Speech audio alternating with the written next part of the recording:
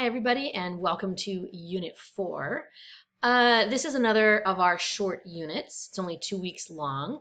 And the goal of this unit is really to bring together our study of rhetorical tools, integrate them with some new study of logical fallacies, and then apply them. And so what we're going to be doing this week, in the first week of this unit, is looking at 3 specific fallacies: red herring, straw man, and ad hominem. Now, if you've taken a logic course or a philosophy course, either here or at LMC or somewhere else, then these terms are going to be familiar to you. If you took a course in high school that covered any kind of logic, then you may have heard about what a logical fallacy is. For our purposes, we're really just going to be doing a deep dive into those 3. We're going to be skimming a few of the other more popular logical fallacies, and then we're going to be applying them to various things. In this first week of the unit, you're going to be applying those logical fallacies to one of the presidential debates from 2016 between Hillary Clinton and Donald Trump. And then next week, you'll be looking at a campaign ad from the November 2022, so last November's Senate midterm elections. This is not meant to be a political debate. This is not meant to sift you all into which political party you're affiliated with.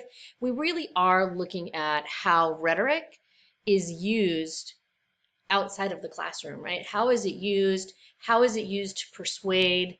Is it effective? Is it not effective? So to kind of really bring into conversation all the things that we've learned, right? So as we're kind of moving through this mini unit, I especially want you to be thinking about who you are as an audience, right? We've been kind of thinking up to this point about who your audience is when you're the writer. But now I want you to kind of, again, think about who you are as an audience, however you identify. And so when you're watching something like the presidential debate, or perhaps more importantly, in next week's ads, you're watching the campaign ads that air on TV, I want you to be thinking about the rhetorical situation and not think of yourself as the writer, but think of yourself as the audience, right? So for me, I'm in my mid 40s. I'm a white mother, full-time employed. I have 3 teenage kids. I live outside the Bay Area. That's kind of who I am, how I identify. And when I watch a campaign ad, I bring that to mind when I watch that ad and I think, ooh, I'm not the audience for that. And here are the ways that I know that I'm not the audience. So I want you to kind of clue into with the ads that you watch whether or not you're the audience. And if you're not the audience, what happens then, right? What happens to that rhetoric? What happens to that spin? So to kind of begin to think about that rhetorical situation in a different way, right? Just kind of pivot it now that you're the audience.